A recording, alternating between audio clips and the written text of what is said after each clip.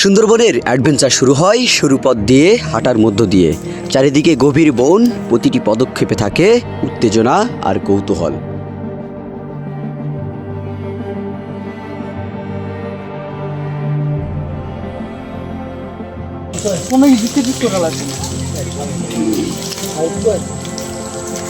গভীর অরণ্য দিয়ে হেঁটে চলেছি।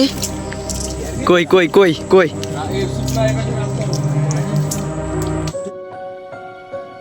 বনের ভিতর হাঁটতে হাঁটতে হঠাৎই আমাদের চোখে পড়ে কাদামাটির ওপর অচেনা চিহ্ন। কাছে গিয়েই বুঝলাম এটা চিত্রা হরিণের পায়ের ছাপ। ঠিক আছে, এইগুলো হচ্ছে এই যে হরিণের পায়ের ছাপ। সুন্দরবনে এই প্রাণীদের দেখা পাওয়া সবসময় সহজ বিষয় নয়, কিন্তু তাদের উপস্থিতির চিহ্ন, পায়ের ছাপ দেখে যেন মনে হয় আমরা একা নয়, এই বন জীবন্ত, প্রতিটি মুহূর্তেই রয়েছে জীবন চলমান।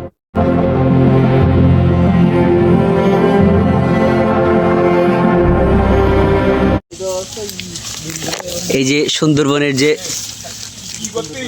এটা কি বলে, শুলু বলে না, শুলু। এই গাছ দিয়ে এর ফলে আসলে খালি পায়ে হাঁটাটা খুবই আসলে। আমরা এখন আছি একেবারে সুন্দরবনের গভীরে। আমাদের যারা আছে তাদের ফটোগ্রাফি চলছে।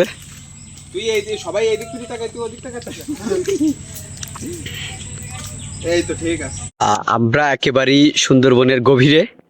আমার এই পাশটা দেখছেন যে এটা হচ্ছে যে একটা খাল। এরকম সুন্দরবনের ভিতরে আপনি ছোট্ট ছোট্ট বিভিন্ন ধরনের এরকম ছোট ছোট খাল দেখতে পাবেন। আমরা একটু আগে এই জায়গাটা যেখানে দেখলাম, এইখানে আমরা অনেকগুলো হরিণের পা দেখেছি, হরিণের ছাপ দেখেছি।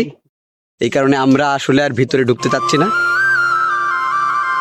সুন্দরবনের প্রতিটি নদী যেন জীবনের গল্প বলে। জোয়ার ভাটার সাথে বদলে যায় দৃশ্য, বদলে যায় এখানকার পরিবেশ।